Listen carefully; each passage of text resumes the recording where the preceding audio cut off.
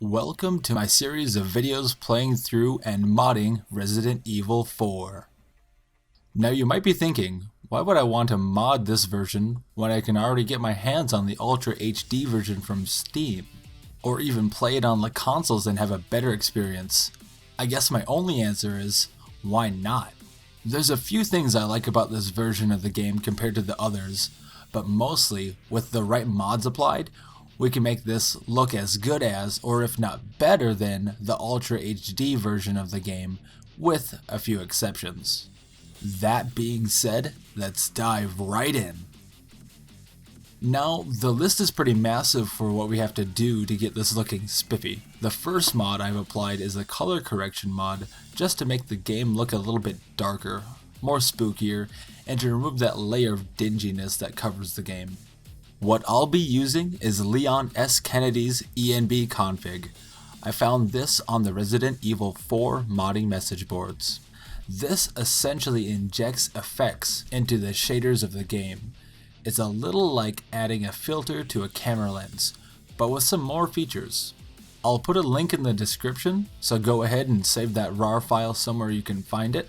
Make sure you have some sort of tool to unpack the RAR file, because Windows doesn't know how to use those by default. Personally, I recommend 7-zip or pzip. Once you get yourself one of those programs, unpack the mod.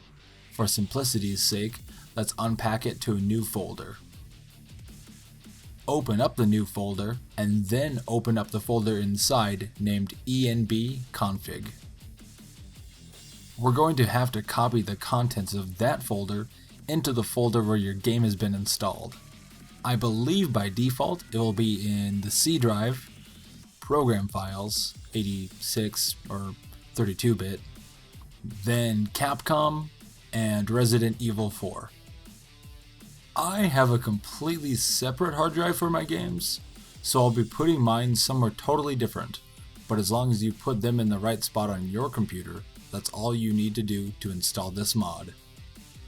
So now, let's test it out.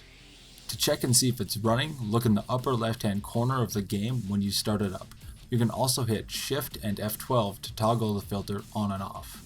I've tested a large handful of these shaders for Resident Evil 4, and so far I like this one the most. Just for the way the lighting is darkened, but it's not too harsh, and it also seems to do a good job softening the edges on the models, so to speak. I have to say, I like this one quite a bit. For those of you new to this, I just want to give the folks that made this credit where credit is due.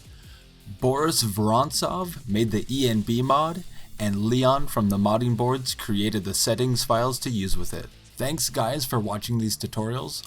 Once again, I'm Dead Rockstar from Modinformer.net, and rock on.